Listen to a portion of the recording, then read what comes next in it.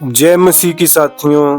परमेश्वर का अनुग्रह एवं दया आप तमाम वीडियो देखने वालों पर होती रहे, यीशु मसीह के नाम में आमीन।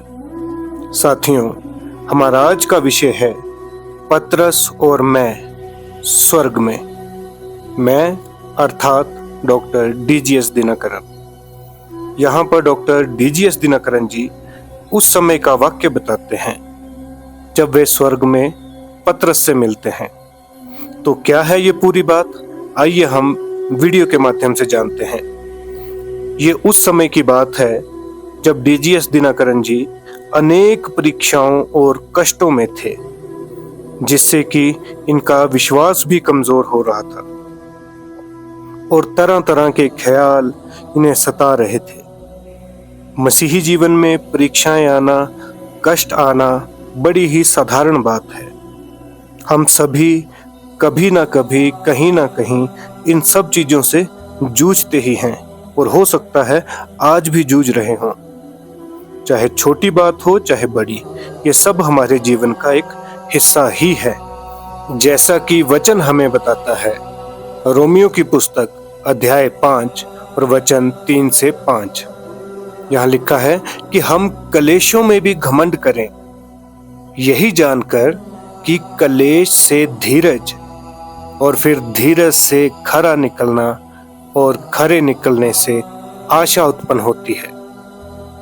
साथियों, परीक्षाओं, समस्याओं या कलेशों का आना भी हमें मजबूत बनाता है।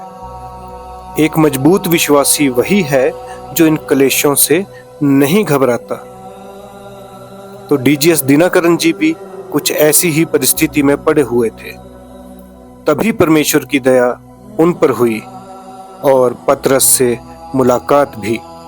तो आइए उन्हीं के शब्दों में मैं आपके लिए पढ़ता हूं, जहां डॉक्टर डीजीएस दिनकरन जी कहते हैं कि एक बार मैं अपने जीवन में ऐसी परीक्षाओं व अनेक कष्टों के आने से अपनी आत्मा में बहुत अधिक दुखी था, जो कि एक के बाद एक तूफानी समुद्र की लहरों के समान मेरे ऊपर आ रहे थे।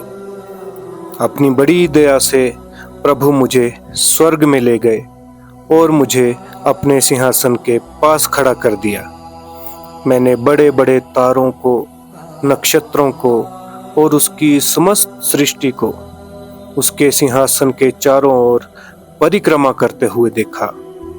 मुझे ऐसा लगा कि जैसे वे सब एक बिंदु पर उसके सिंहासन के आगे आकर एक के बाद एक बड़े आदर सहित उसके आगे झुकते हैं और फिर वे अपने निर्धारित कक्ष में घूमते रहते हैं। मैं इन प्राकृतिक तत्वों के ऊपर उसके महान अधिकार एवं नियंत्रण के प्रदर्शन को देखकर हैरान हो गया था। तब प्रभु ने मुड़कर मेरी ओर अर्थपूर्ण नजर डाली, जैसा कि वे मुझसे कह रहा हो, यदि मैं इस पूरे विश्व की देखभाल कर सकता हूं, तो क्या मैं तेरी छोटी मोटी समस्याओं को हल नहीं कर सकता? फिर प्रभु ने अपने एक प्रेरित पतरस को बुलाया और उससे कहा कि पतरस, दिनकरन को ले जाकर स्वर्ग की सैर करा। पतरस ने मुझे कितने प्रेम व अनुराग सहित ले जाकर स्वर्ग में विभिन्न जगहें दिखाई। हर एक जगह मेरे लिए नई व सम्मोहक थी। जो सुंदरता एवं प्रशांति मैंने हर एक जगह पर पाई, वे वर्णन से बाहर है। मुझे याद आया कि समोपदेशक अध्याय 3 उसके 11 में लिखा है कि परमेश्वर ने सब कुछ ऐसा बनाया कि अपने अपने समय पर वे सुंदर होते हैं।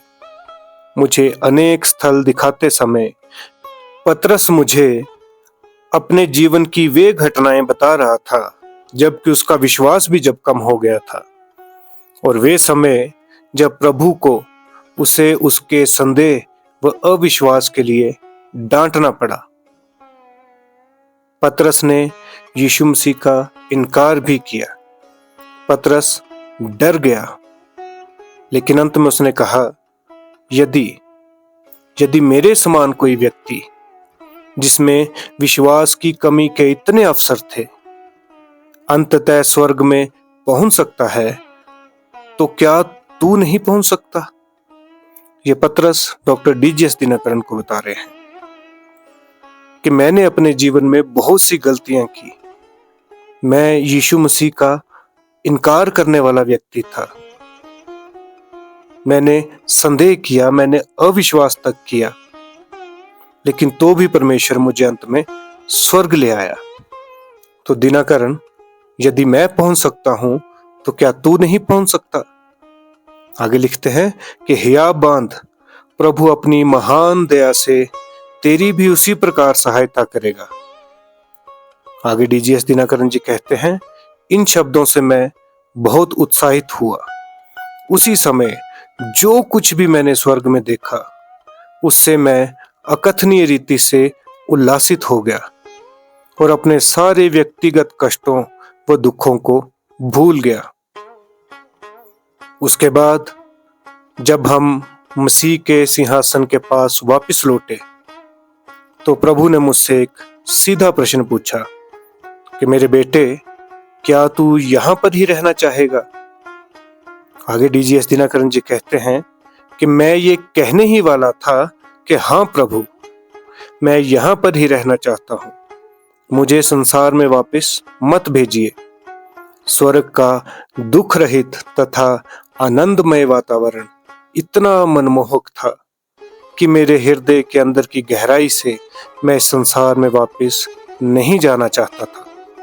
लेकिन उसी क्षण पवित्र आत्मा ने संसार में रहने वाले उन करोड़ों लोगों की मिली-जुली आवाज को सुनने में मेरी सहायता की, जो कि हताश होकर किसी की राह देख रहे थे, जो उन्हें सांत्वना दे, जो उन्हें तसल्ली दे और उनकी पीड़ा और उनके दुख में से उन्हें बाहर निकाले। ये आवाज डॉक्टर डीजीएस दिनकरन ने सुनी। इस आवाज को सुनकर मेरे मन में ये प्रश्न उठा, यदि मैं जाकर इन्हें मेरे प्रभु के तरस से सांत्वना नहीं दूंगा, तसल्ली नहीं दूंगा, तो और कौन देगा? उसी समय मैंने प्रभु से कहा कि हे प्रभु, मैं जाकर उन्हें सांत्वना दूंगा, और परमेश्वर ने फिर मुझे नीचे भेज दिया।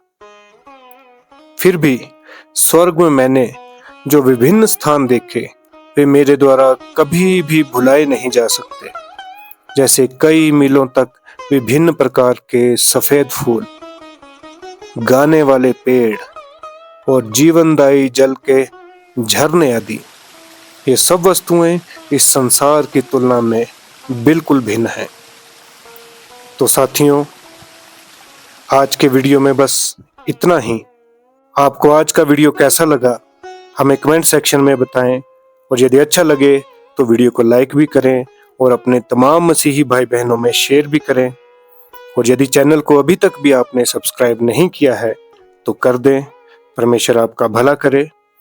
और साथियों, हमारा एक टेलीग्राम चैनल भी है, जिसे हम बहुत कम इस्तेमाल में लाते हैं, लेकिन फिर भी यदि आप हमारे टेलीग्राम चैनल पे जुड़ना चाहते हैं तो डिस्क्रिप्शन में लिंक है, आप वहां से जुड़ सकते हैं।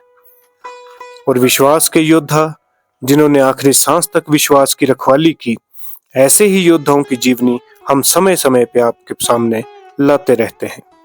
महिमा प्रभु की चैनल पर हमने कुछ प्लेलिस्ट बनाई हैं, जैसे द हीरोज ऑफ फेथ, साधु सुंदर सिंह, डॉक्टर डीजीएस दिनकरन, आज का वचन, जीसस शॉर्ट वीडियो इत्यादि। तो आपसे विनती है कि आप इस प्लेलिस्ट के माध्यम से भी वो तमाम वीडियो देख सकते हैं। और आज का वीडियो स्वर्ग की अंतर्दृष्टि किताब से लिया गया है। इसके पेज नंबर 68, 69 और 70 पेज पे ये सब बातें लिखी हैं। तो परमेश्वर आप तमाम वीडियो देखने वालों का भला करें। यीशु मसीह के नाम में आमीन।